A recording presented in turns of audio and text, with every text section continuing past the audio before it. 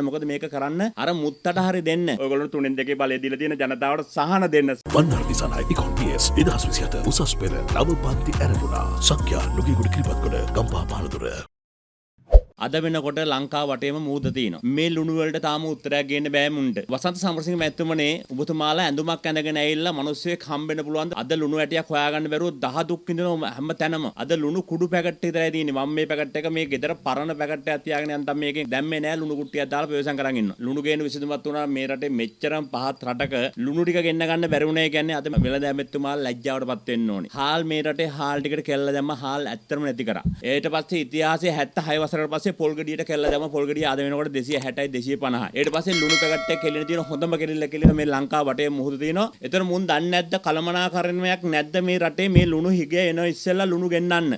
දැන් ගිය ආණ්ඩුව වලට වග කියන්න එපා. ගිය ආණ්ඩුව වලට චෝදනා දාලා වැඩක් නැහැ. දැන් තමුන්නාන්සලා මේ ආණ්ඩුව අරන් මාස 8ක් වෙනයි. මාස 8ක් වෙනකන් ලුණු ටික මුදව ගන්න බැරි නම් මහත්තයෝ ඔයගොල්ලෝ ඉල්ලා අස් වෙන්න. ලැජ්ජ නැතුව ඉල්ලා අස් වෙලා ගෙදර යන්න. මොකද මේක කරන්න අර මුත්තට හරි දෙන්න. මුත්තගෙන් හරි උපදේශයක් අරන් මේ මිනිස්සු අමාරු දාන්න නැතුව ගෝඨබ්බේ මහත්තයා වගේ මේ රට බින්දුවටම දාන්න නැතුව බැරි නම් මේක මුත්තට දීලා ගෙදර යන්න. ඉතින් මම කියනවා මම හැමදාම උනාට අන්දන්න එපා. අර ආණ්ඩුව මේ ආණ්ඩුව කියලා පාස් කරන්න එපා. මොකද ඔයගොල්ලෝගේ 3න් 2 බලය දින ඔයගොල්ලෝට ඕන දෙයක් ගන්න පුළුවන් දැන්. ඕන ගියාමාරයක් ගන්න පුළුවන්. දැඩි ගියාමාරයක් ගන්න පුළුවන්. පාරිභෝගික අධිකාරියෙන් අවදි වෙන්න. අවදි වෙලා බලන්න මේ හිතු මතේට අද ඩීසල් ලීටරයක් ගන්න පුළුවන් ලුණු කිලෝයක් ගන්න බෑ. හැම මේ වැටලීම් කරන්න මේ ලුණු මේ රටේ කොහේ හරි හංගපු තැන් තියෙන ලුණු ගබඩා තියෙන. තම්බල කන්න බෑනේ. සමහර විට ආණ්ඩුව හිතනවත් දන්නේ නැහැ හැමෝටම ප්‍රෙෂර් තියෙනයි කියලා. මොකද ලුණු කන්න හොඳ නැහැ කියලා තියෙනවනේ. ඒකත් ඇහෙන්නේ නැතිනේ ඔයගොල්ලන්ට. ඒක දන්නේ නැහැ මේ පස්ස ගහන්නේ. හැබැයි මහත්තයා මේ රටේ ලුණු කන ජනතාව අප්‍රමාණයි. ලුණු නැතුව මෙලෝදියක් කන්න බෑ.